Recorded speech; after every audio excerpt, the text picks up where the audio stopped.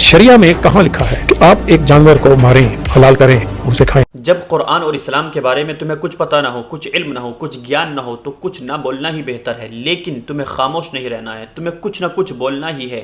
جو کچھ بھی اسلام کے خلاف تمہارے منہ میں آتا ہے تم بولتے ہی ہو۔ قرآن عظیم اور احادیث نبویہ کے اندر رب تبارک و تعالیٰ نے اور پیارے آقا صلی اللہ علیہ وسلم نے متعدد مقامات پر کئی جگہوں پر جانور ذبح کرنے کا ذکر فرمایا، یہاں تک کہ حکم فرمایا ہے۔ قرآن عظیم کے اندر سورۃ الحج کی آیت نمبر 36 کے اندر رب تبارک و تعالیٰ نے صاف اور واضح جانور ذبح کرنے کا ذکر فرمایا، یہاں تک کہ فرمایا فَكُلُوا مِنْهَا، اس میں سے کھاؤ۔ اسی طرح بخاری شریف کی حدیث نمبر 5547 کے اندر نبی اکرم صلی اللہ علیہ وسلم نے اپنے صحابہ کرام کے درمیان میں جانوروں کو تقسیم کیا اور حکم دیا کہ ان کو قربانی کے طور پر ذبح کیا جائے۔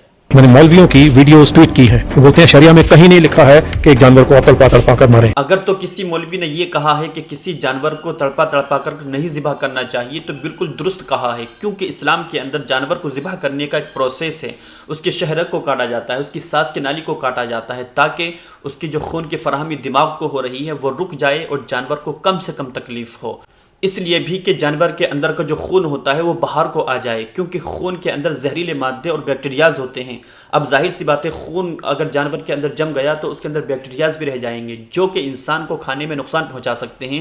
جیسے کہ کسی جانور کو جھٹکے سے کاٹا جاتا ہے تو اس کے اندر خون جم جاتا ہے۔ بقرہ عید میں بکری کھانے کو منع کیا گیا ہے، ایک مولوی نے بولا ہے، جو میں نے ٹویٹ کیا، مجھے تو کوئی کسی مسلمان کا جواب نہیں آیا۔ تو اب اگر کسی مولوی نے یہ کہا ہے کہ اسلام کے اندر بکرے کی قربانی نہیں ہے تو اس نے بالکل غلط کہا ہے، کیونکہ رب تبارک و تعالیٰ نے قرآن عظیم کے اندر سورۃ الانعام آیت نمبر 143 کے اندر 4 ایسے جوڑوں کا ذکر فرمایا جس میں کہ بکری کو بھی ذکر فرمایا اور ان کو حلال قرار دیا ہے۔